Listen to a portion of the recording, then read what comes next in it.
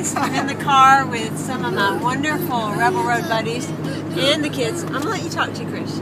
This is Beth Hawkins. She's actually going to be joining the Rebel Road as of January. We're so excited. And this is Naomi. Hi, how you doing?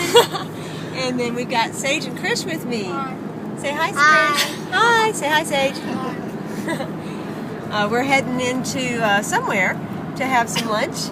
We had the show in Nashville yesterday, and Beth's going to take us to a friend of hers, and the kids are going to hang out with some horses and some dogs and some cats and have some fun. We figured out a new way to play basketball this morning, right, Krish? Yes. Yeah, if you open the slide inside the screen door of the RV, it's the perfect height for a basketball goal for a 3-year-old. So Yes, I know. You do know, don't you? And Yeah. you got the balls in, didn't you? Yes. Yes, you sure did. Had an interesting show in Nashville yesterday. A lot of signs and symbols that showed up, particularly pink elephants. Big elephants were showing up. Lots of messages around elephants. As we drove in, there was this humongous pink elephant on the left side of the road.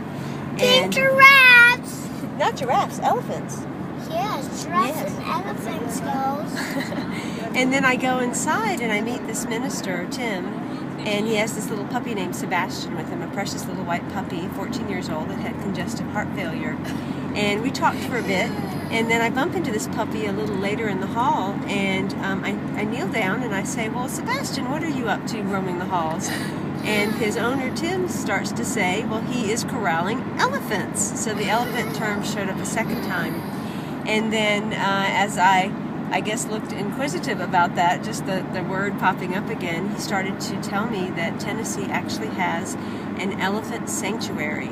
There's a place in a town called Hunawald where there's a 2,700-acre elephant sanctuary, and it is for elephants that are abused, or circus elephants that are continually performing, and they are taken there to be taken care of. We know how zebras. And zebras too? Yes. And so there are quite a few messages in there in terms of, you know, what's the elephant in your room? Because that's the conversation Tuck and I have been having on the Conversations with Myself videos, talking about the big elephants that are in our room, the shadows that we're not willing to see. And then also now to hear this message about elephants in terms of what is that part of you that needs to roam free, that needs the sanctuary. So take those messages in. And that is with my foot. Because I'm with Sage and Mama. We were Miss Naomi and Kentucky. And Miss Beth? Yes. Yes, you are on it. And then there's one more message that I got yesterday. In my show, I tell a little story about a little book that I received when I was 4 years old.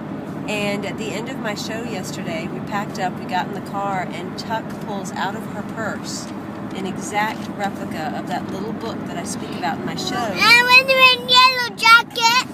When I was 4 years old, a gentleman had happened to park on his way to the show, and where he parked, there was this little green book sitting on the side of the road, and he picked it up and stuck it in his truck, came to the show, heard my story about this little book, and then handed it to Tuck to pass to me. So that was quite momentous to all of a sudden, after 41 years, have in my hand this exact little book that I've been mentioning from show to show as one of the main points.